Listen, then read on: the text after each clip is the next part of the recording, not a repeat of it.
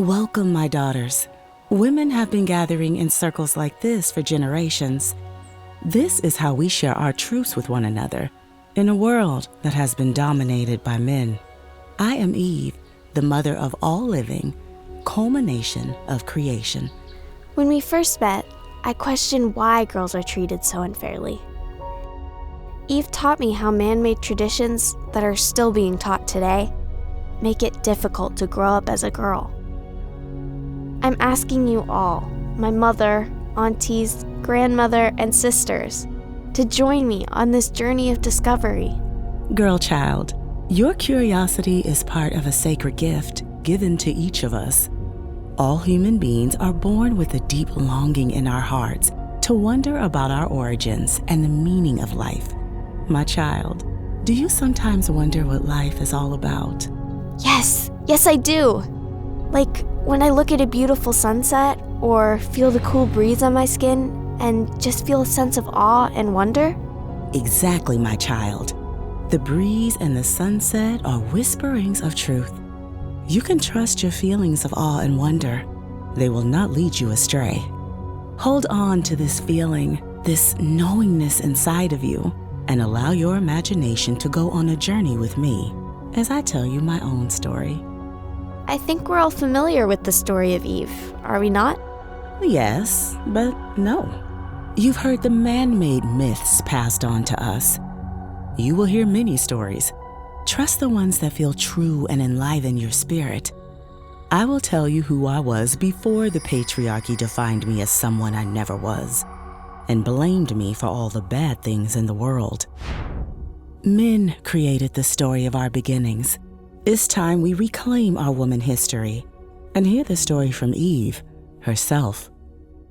I have been called by many names: fertile one who births all things, the great mother, law-giving mother, the bearing one, she who gives birth to the gods, queen of heaven, true sovereign, mother of the world, queen of the stars. I was worshipped for many centuries before the male god was imagined into being. But we all know that it is our mothers who give birth to us from within their own bodies, not our fathers.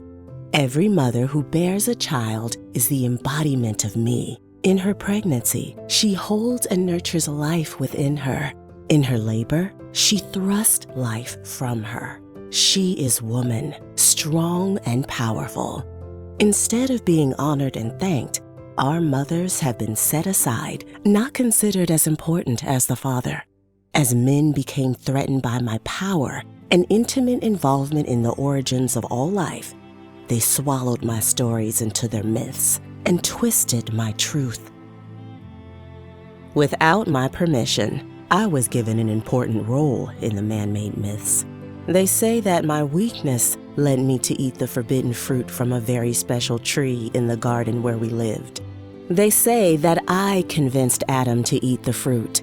They say that the bite I took led us to be thrown out of the garden and set in motion the release of misery and death into the world.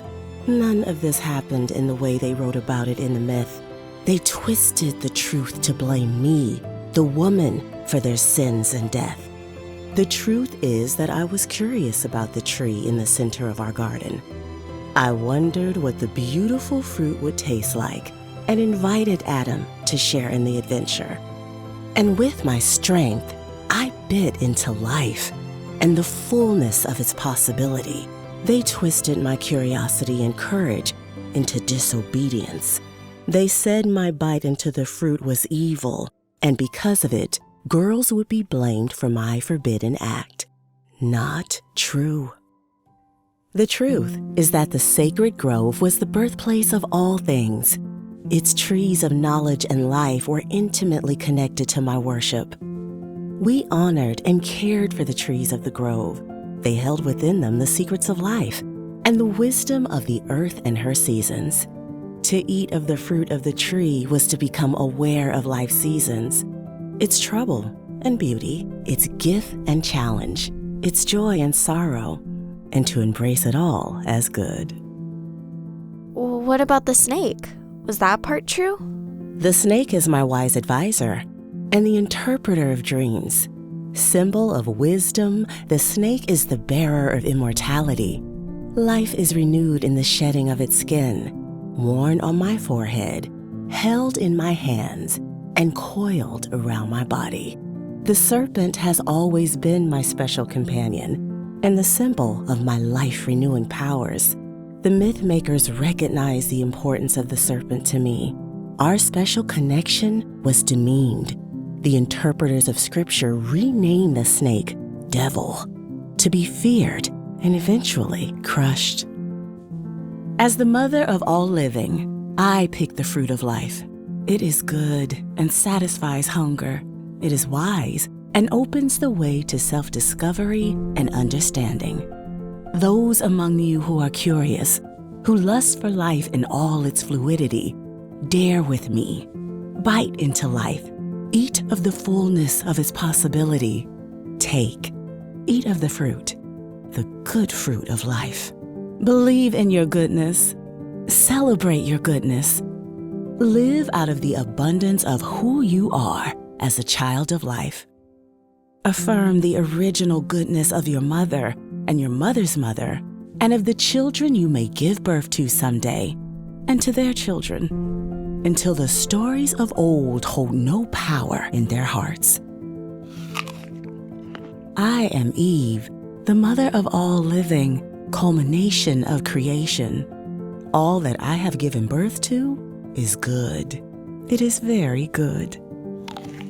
Honor all that has been demeaned. Receive all that has been cast aside.